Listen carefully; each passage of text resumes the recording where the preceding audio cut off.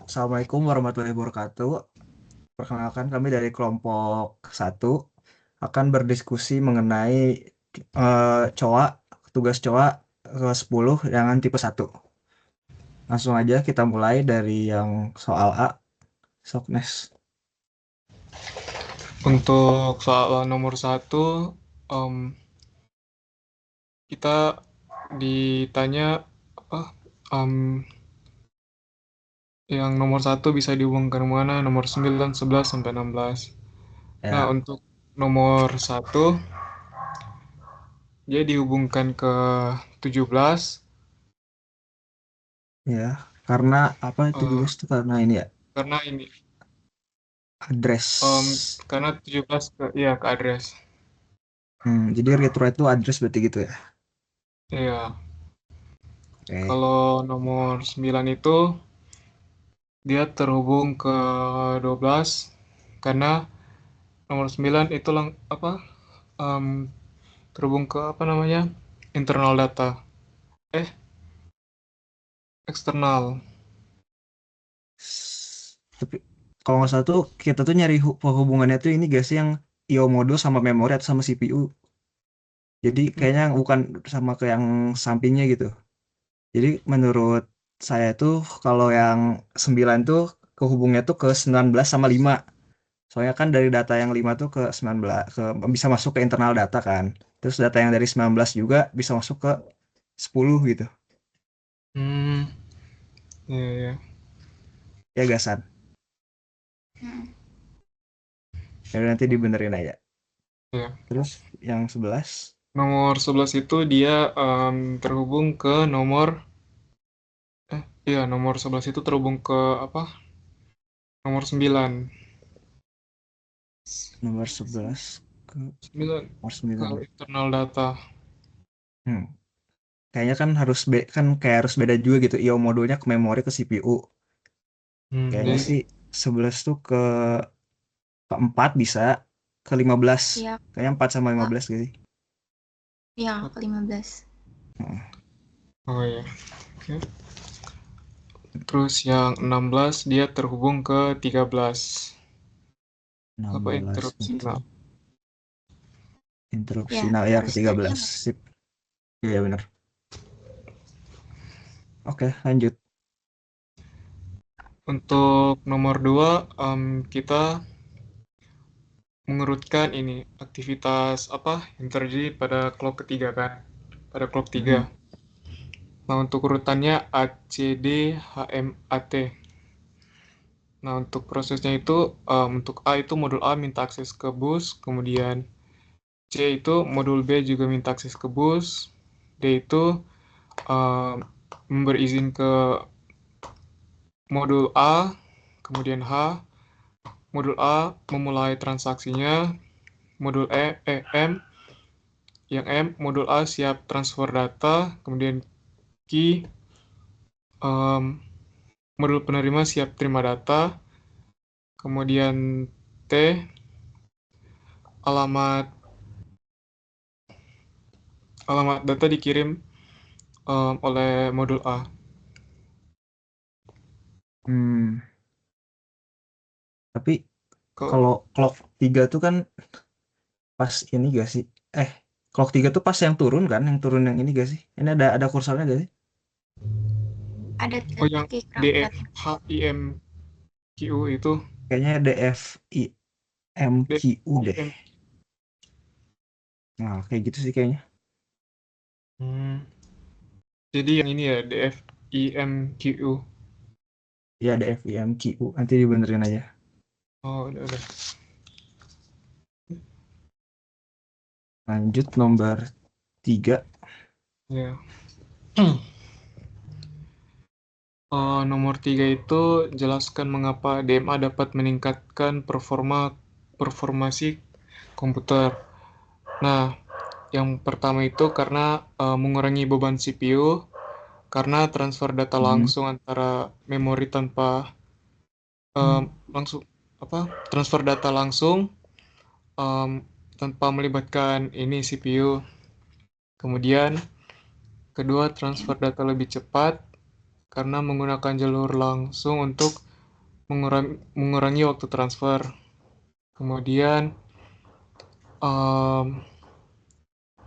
mendukung multitasking karena CPU bebas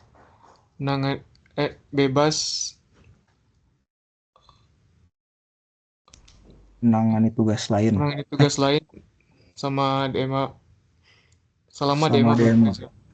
Ya. Oke. Nggak ada yang ditanyain kah? Harusnya Berarti sih nomor udah 3 aman udah nggak sih? Soalnya enak. kalau yang DMA tuh kan dia lebih apa ya? Lebih cepat gitu nggak sih? Mm-mm. Daripada yang interrupt driven itu nggak salah deh, lebih cepat juga. Kayak gitu. Paling nanti tinggal benerin aja nomor 1 sama nomor 2-nya, Nes. Nah, iya, ntar gua ini. Oke, lanjut ya.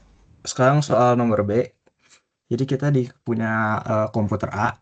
Nah, lebar busnya itu 8 bit. Terus ada komputer B, lebar busnya 16 bit.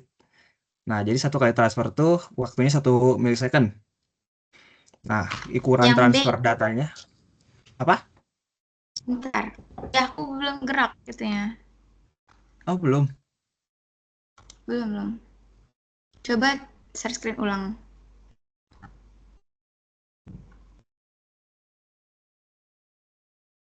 Sedikit.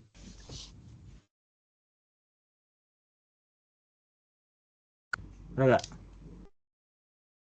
Lagi loading. Nah, dah. Oke, jadi kita punya komputer A sama komputer B, di mana komputer A itu ada lebar busnya 8 bit, sedangkan komputer B itu lebar busnya itu 16 bit. Nah, kita disuruh mentransfer ukuran data sebesar 512 bit. Nah, satu kali transfernya itu 1 ms, milisecond. Jadi kita disuruh hitung perlu berapa kali transfer, berapa ms maksudnya, berapa waktu transfernya buat masing-masing komputernya. Jadi pertama kita ada di komputer A ini, lebar busnya itu ada 8 bit kan. Ukuran datanya 512 bit, terus waktu sekali transfernya 1 milisecond. Nah, kita cari dulu jumlah transfernya. Caranya adalah ukuran datanya dibagi dengan lebar busnya. Jadi 512 bit dibagi 8 bit sama dengan 64. Nah, udah ketemu 64 kali transfer, maka kita dikaliin sama satu waktu transfer sekalinya. Jadi 64 kali transfer dikaliin sama 1 milisecondnya. Maka hasilnya 64 milisecond. Lanjut untuk komputer B, hampir sama. Bedanya adalah ukuran datanya 512 dibagi 16 bit lebar busnya. Jadi 32 kali transfer. Makanya 32-nya nanti dikaliin sama 1 milisecond. Jadi 32 milisecond. Nah, jadi komputer B itu lebih cepat 2 kali lipat daripada komputer A dalam mengirim datanya. Begitu.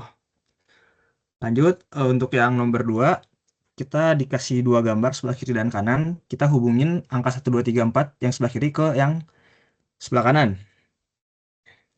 Nah, jadi yang pertama itu ada satu itu adalah control signal from EO module.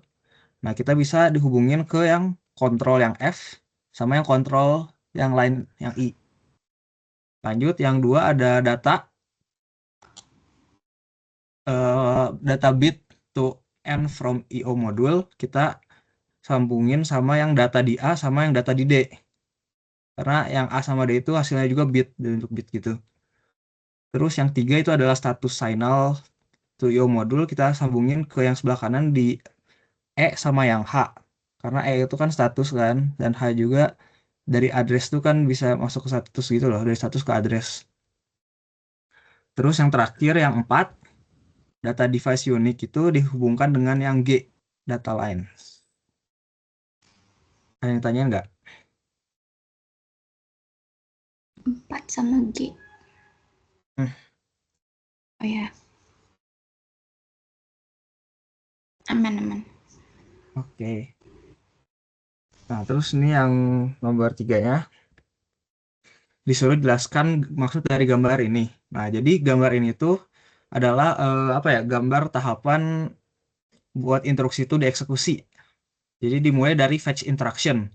Nah, fetch instruction itu gunanya tuh untuk mengambil instruksi. Setelah diambil, baru kita di decode interaction. Decode interaction itu adalah kayak mentranslasi atau decode ya, instruksinya, menerjemahkan lah gitu. Setelah itu kita fetch operan, di mana fetch operan itu adalah mengambil operan gitu, mengambil operan.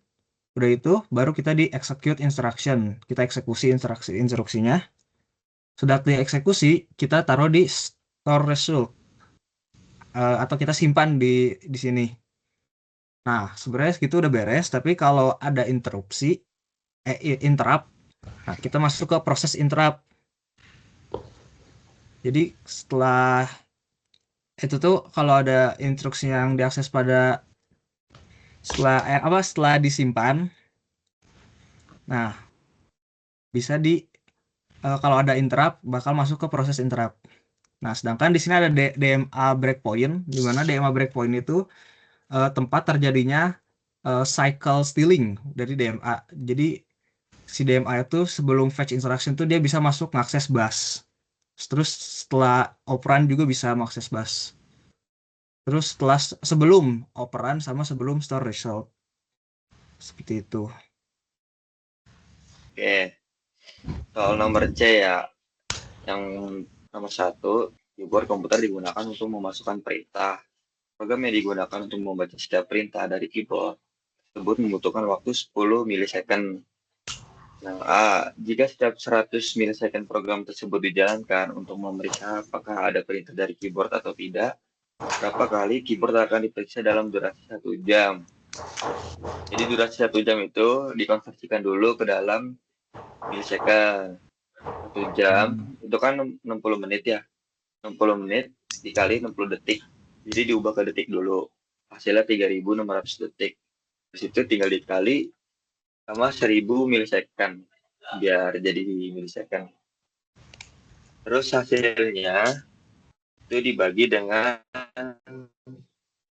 waktu program pemeriksaan, yaitu 100 milisecond, hasilnya 36.000 kali dalam 1 jam. Jadi 1 jam itu dikonversiin dulu ke ms tuh biar bisa dibagi sama 100 milisecond gitu kan. Oke, lanjut man.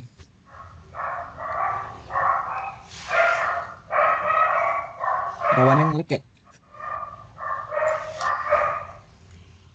Untuk yang B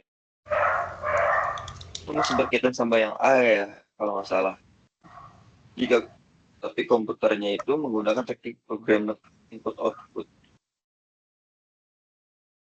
Nah, hasil yang jawaban nomor A itu kan 36.000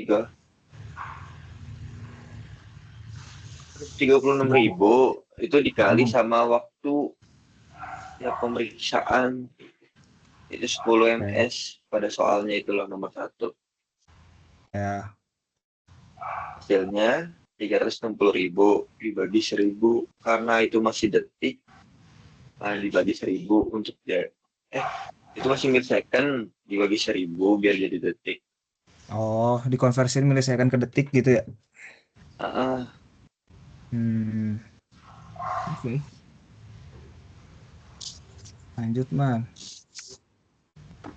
Nah, soal yang nomor 2. Nomor di bawah ini adalah timing diagram menggunakan bus jenis PCI. Berdasarkan gambar tersebut, mengapa data kedua baru terjadi pada clock 5 dan bukan pada clock 4?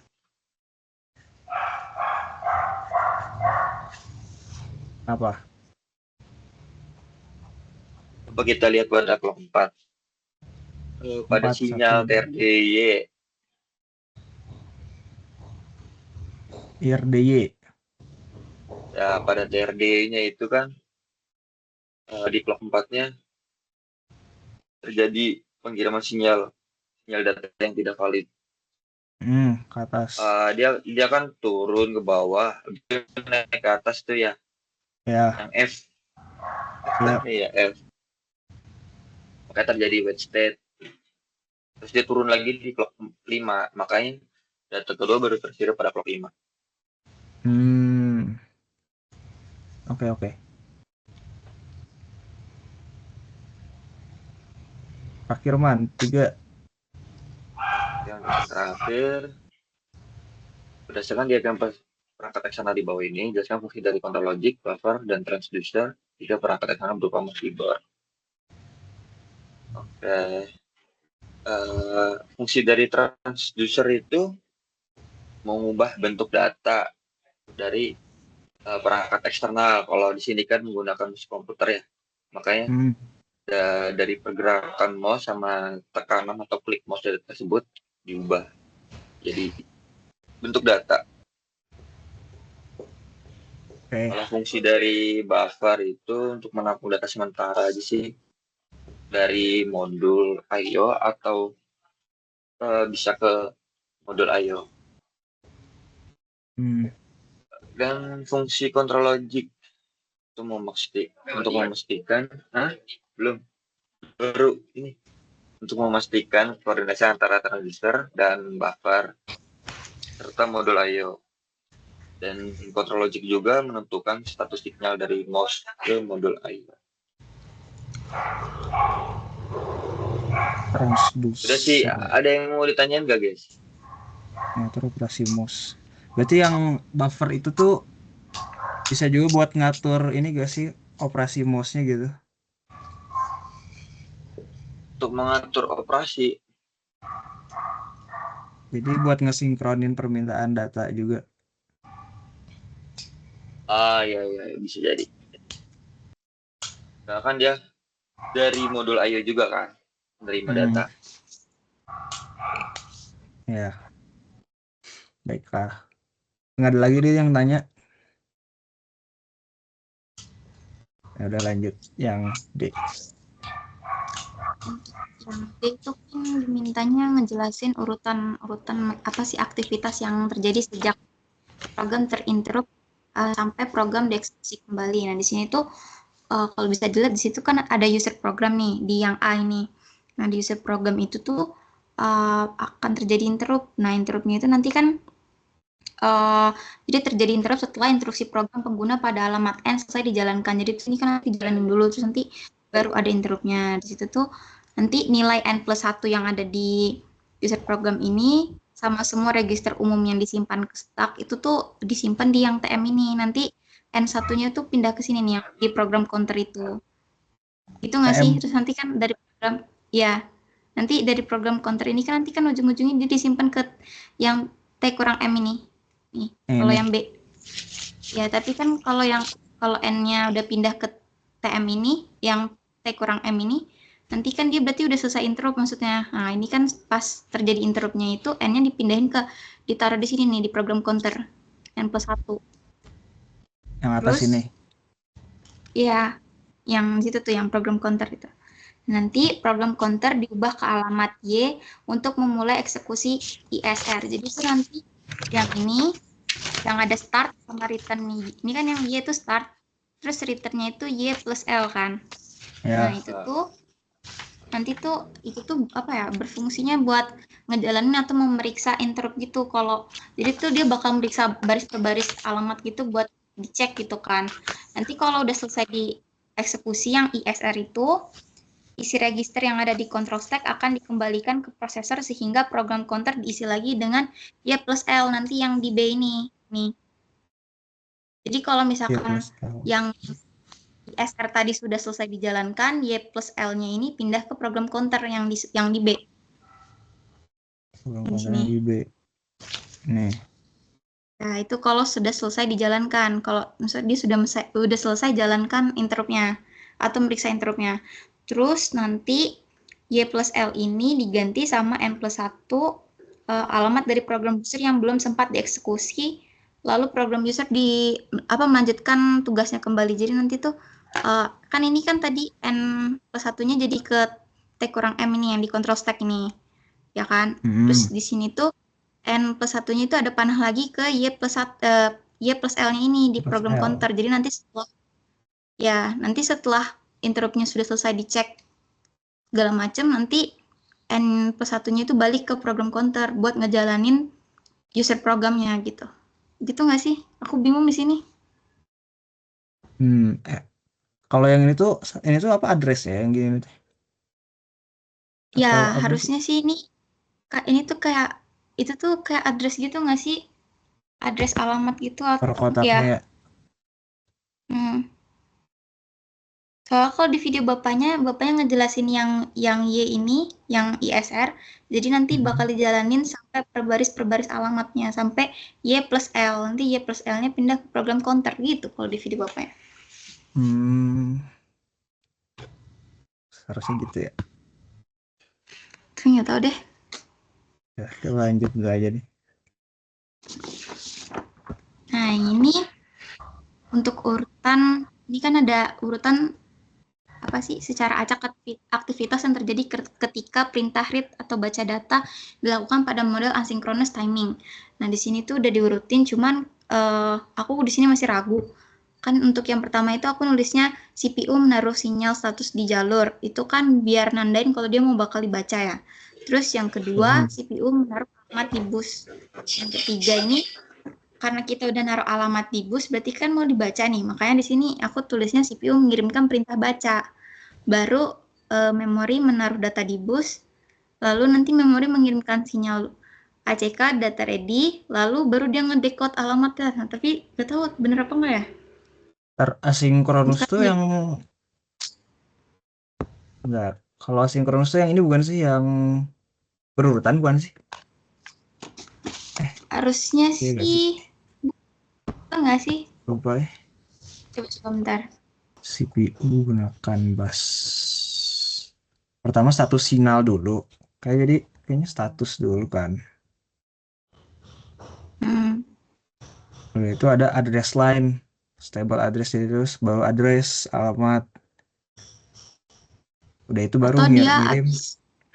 harus atau mungkin gini, satu kan dia menaruh sinyal status, terus yang kedua menaruh alamat. Yang ketiga bisa nggak sih itu decode dulu? Mendekode yang Jadi decode alamat alamat ya. dulu yang dikirim. Ya, terus nanti baru dia ngirim perintah baca. Nanti baru naruh data, baru yang terakhir yang ini. Memori mengirim sinyal ACK data ready. Gitu kah? Memori kirim sinyal cek data ready. Itu terakhir ya.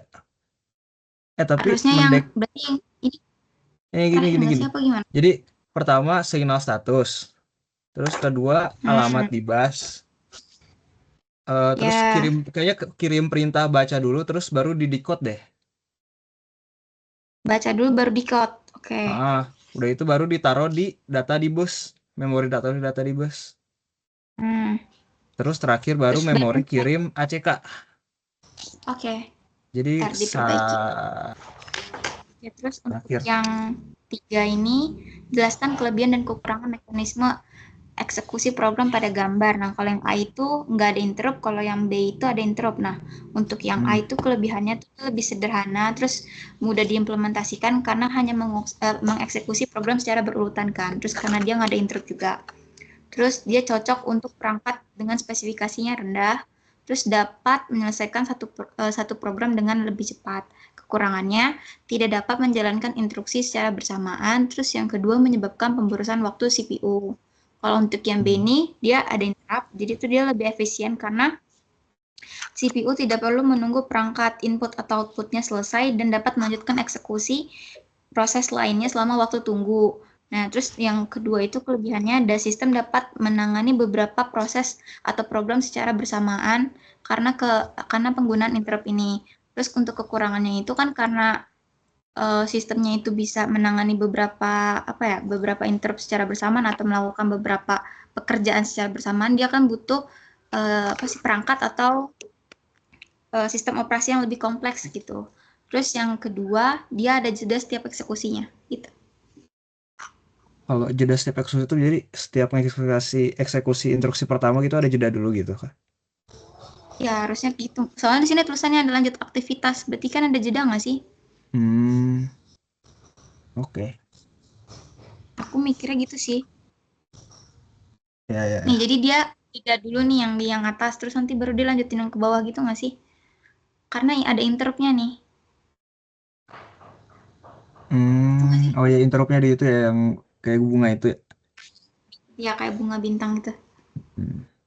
Oke. Sip. Udah ada yang tanya lagi gak? Udah. Aman?